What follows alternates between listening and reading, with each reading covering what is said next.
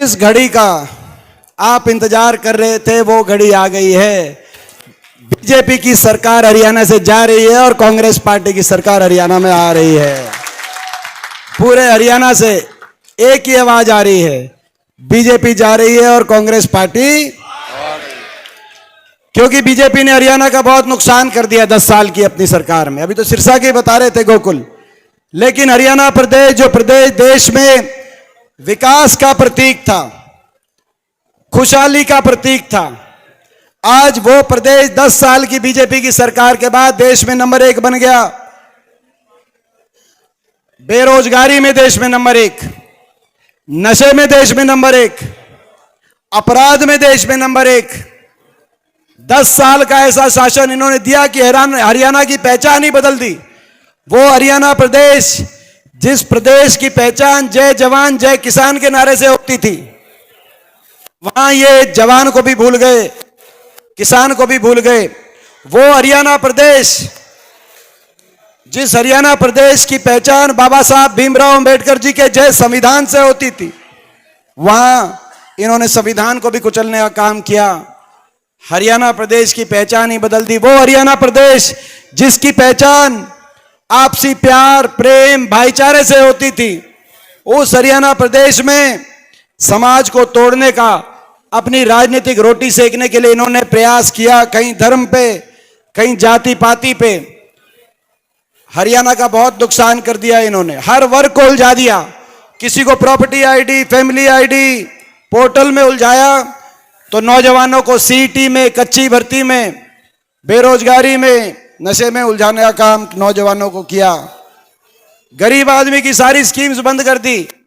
देश में सबसे ज्यादा महंगाई, सबसे ज्यादा वैट, जो वैट हमारे समय 8% था, आज वो 19%, सबसे ज्यादा वैट लगा दिया। सबसे महंगाई और भ्रष्टाचार का तो ये आलम, लूट के खा गए। बीजेपी जेजेपी की सरकार बनी तो कहा ये खट्टर साहब और दुष्यंत की डबल इंजन की सरकार है, लेकिन डबल इंजन से लूटने की सरकार थी। जिस दिन इनका समझौता टूटा, अगले दिन आपने देखा दुष्यंत चौटाला का बयान आया कि बीजेपी के घोटालों के राज बताएंगे। उसके अगले दिन खट्टर साहब का बयान आया, दुष्यंत चौटाला के घोटाले की जांच कराएंगे। आपने देखा 5 साल मिलकर लूट गए, और उसके बाद एक दूसरे के कौन सा शराब घोटाला कर गया, कौन घोटाला कर गया, कोई मायने। तो यह आज हरियाणा का बहुत बुरा हाल। और हर वर्ग को अपमान करने वाली सरकार, 750 किसानों की जान की कुर्बानी लेने वाली है सरकार। दया का भाव होना चाहिए, कुछ सहानुभूति का भाव लोकतंत्र में चुनी हुई सरकारों के दिल में होना चाहिए। वो किसान थे आपके लिए, आपके वो दुश्मन हो गए, उनकी बात ना मानते, लेकिन सहानुभूति के 2 शब्द तो कह सकते थे। सहानुभूति के 2 शब्द भी नहीं कहे बीजेपी किसी नेता ने। आज भी बीजेपी की एक सांसद कंगना रनौत का बयान आया हुआ है कि हरियाणा में सरकार बनाते ही 3 काले कानून दोबारा से लागू करेंगे। कंगना जी, हरियाणा में तो कांग्रेस की सरकार बनेगी, और चुनौती देते हैं बीजेपी को, ये बीजेपी की नीयत है। चुनौती देते हैं, दिल्ली के 3 तरफ बसे हरियाणा में प्रचंड बहुमत से हुड्डा साहब में कांग्रेस की सरकार बनेगी, और आप उन 3 कानूनों को, यानी कि आप 750 किसानों के घर उजाड़ दिए आपने, और अब भारतीय जनता पार्टी दोबारा से उसी रास्ते पे चलना चाहती है। किसके हित में इतनी क्रूर कोई सरकार हो सकती है, उसका अंदाजा नहीं लगाया जा सकता। हमारी बेटियों को दिल्ली की सड़कों पे घसीटवाने वाली है सरकार, हर वर्ग के साथ अन्याय करने वाली है सरकार। अब इस सरकार के जाने का समय आ गया है। बीजेपी को भी समझ आ गया कि लोग बहुत नाराज हो गए आपकी सरकार से, और इसीलिए बीजेपी ने चुनाव से 1 हफ्ते पहले, लोकसभा चुनाव से 1 हफ्ते पहले अपने मुख्यमंत्री का चेहरा बदल दिया कि नहीं बदल दिया। जिस सेनापति को अपने फौज की कमांड दे रखी थी 10 साल से फौज की कमांड जिस सेनापति के पास थी, जब युद्ध का बिगुल बजा और युद्ध का सूरज उगा, घोड़े से कहा कि इस घोड़े से उस सेनापति को उतारो, दूसरे को बिठाओ। देखा आपने, अपना मुख्यमंत्री बदल दिया, अपना उप मुख्यमंत्री बदल दिया, अपनी कैबिनेट बदल दी, अपना प्रदेश अध्यक्ष बदल दिया, चुनाव की तारीख बदल दी, चुनाव की तारीख दोबारा बदल दी, मगर बीजेपी वालों आप कुछ भी बदल लो, हरियाणा की जनता अब सरकार ही बदलने का काम करेगी, आप नहीं बदल सकते। सरकार कांग्रेस की बनेगी, हर वर्ग के लिए हम फैसले लेंगे। बड़े बुजुर्गों को 6,000 बुढ़ापा पेंशन देश में सबसे ज्यादा दिलवाने का काम कांग्रेस पार्टी करेगी। बिजली उपभोक्ता को 300 यूनिट तक बिजली में राहत, माताओं और बहनों को 2,000 रुपए की रसोई खर्च पेंशन, 18 से 60 साल तक माताओं बहनों को 500 रुपए में गैस का सिलेंडर, गरीब को 100 गज के प्लॉट और इंदिरा योजना में मकान और 25 लाख तक सरकारी खर्च पर इलाज गरीब का कराने का काम कांग्रेस पार्टी करेगी। और 2 लाख जो खाली पद पड़े हैं सरकारी पद, उन पे नौजवानों को रोजगार और नशा मुक्त और अपराध मुक्त हरियाणा बनाने का हम काम करेंगे। हम चुनौती देते हैं और चेतावनी देते हैं, हम चेतावनी देते हैं, जो ये नशे के तस्कर जिनकी बात कर रहे थे गोकुल और अपराधी, आज देश में क्राइम में हरियाणा नंबर 1 और नशे में नंबर 1। नशे के तस्करों को और अपराधियों को हम चेतावनी देते हैं, आपके पास 15 दिन का टाइम है, 15 दिन का टाइम। 15 दिन में या तो हरियाणा छोड़ दो या ये अपने पाप के कारनामे छोड़ दो।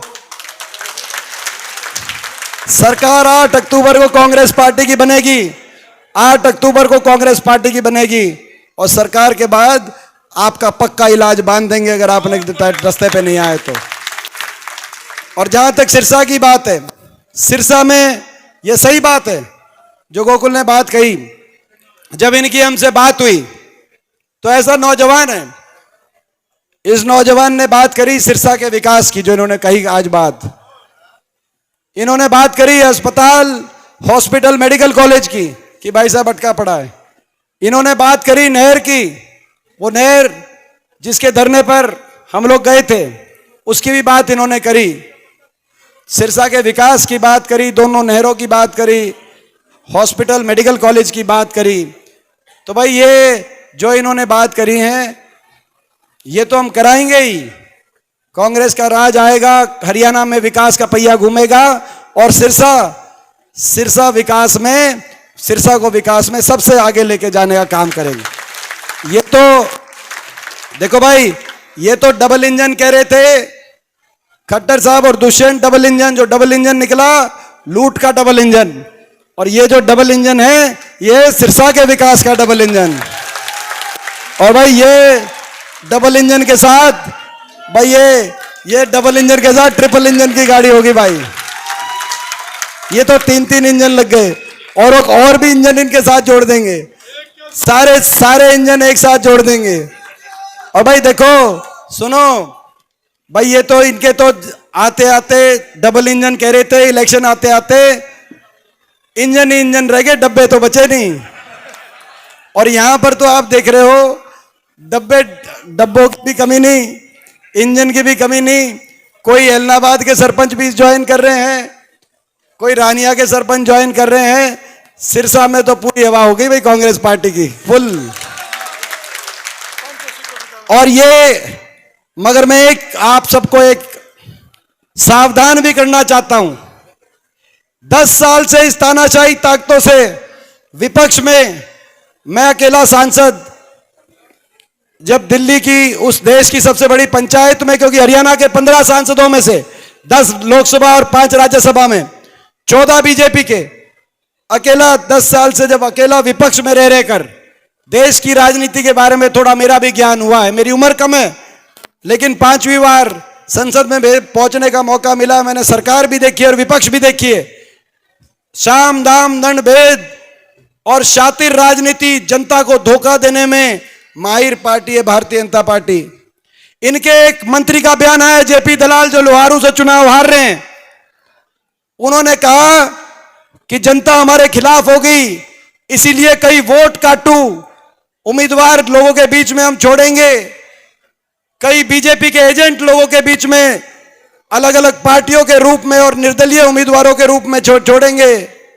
वोट काटू, बीजेपी के कुछ वोट काटू निर्दलीय कुछ वोट पाटू एक एक एमएलए की पार्टियां आपके बीच में आएंगी। जन भावना जो बीजेपी के खिलाफ है, उस जन भावना को धोखा देकर दोबारा से 2019 की तरह कैसे सरकार बनाई जाए, इस ताक में कुछ लोग होंगे। ये कौन किस वोट काटू की मैं बात कर रहा हूं आप समझ गए होंगे। कौन बीजेपी के एजेंट है आप समझ गए कि नहीं समझ गए? कौन है बताओ, आप बताओ बीजेपी के एजेंट कौन है सिरसा में?